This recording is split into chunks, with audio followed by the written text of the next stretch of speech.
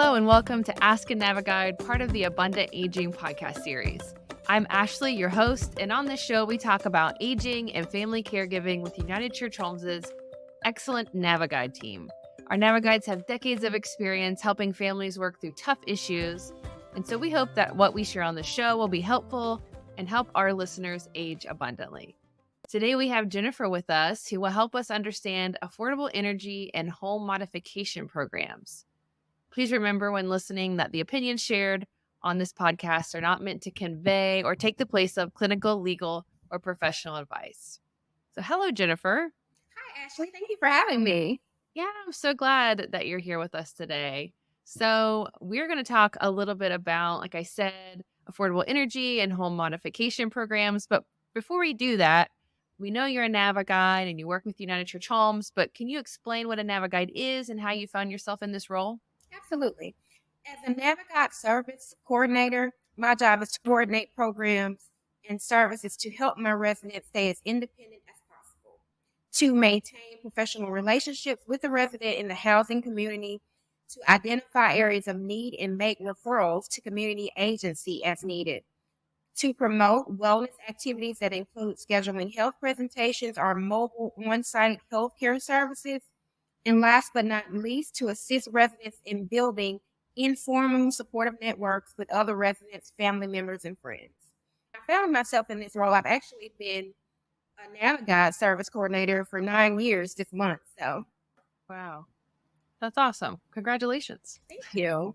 So, Jennifer, we know you've had experience helping residents and others in your area of service qualify for discounted home energy programs. Can you describe what some of those are? Yes, every state has an affordable energy and home modification program. Even if utilities are included in your rent, you can apply for these programs. They will often send you a monthly check with the with the discount. It doesn't count as income or assets, so that won't affect your income in other programs that you may qualify for.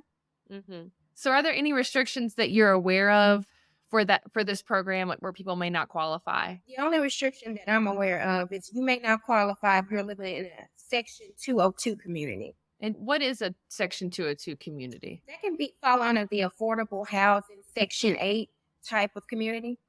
Okay. So maybe just read the fine print, make sure that you're one that qualifies, or I guess you could call and find out.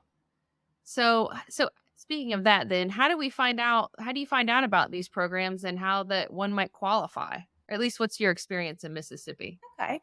You can do an internet search to find the program in your area.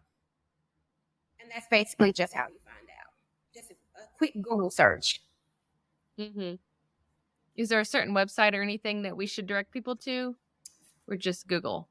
You can just Google it. Any internet search browser, you can just type in affordable energy and home modification programs, and they'll give you a different list because every state varies. There are some grant-funded programs that you can qualify for. So depending on your state will determine like the resources available in your area, if that makes any sense. So if someone does qualify for these programs, what could they get from it? What would be the benefit? Do they get new windows or something like that? Yes, they have the home efficiency program, which you may qualify to get new windows in your home. I actually was working when I was serving the role as a mental health specialist. My job was to go to clients' home. Well, in Mississippi, it can get to 90 to 100 degrees here. And I noticed that it was very hot in my client's house. And he said, Jennifer, I don't have air conditioner. So immediately I jump in and say, hey, let me see what's available for you. So I started looking for energy assistance program, and he actually qualified for a free window air conditioner unit. So he was very pleased with that. Wow. Yeah, that's awesome. So I think a lot of listeners too would be surprised to find out that there are programs out there that will actually help you make those repairs in your home.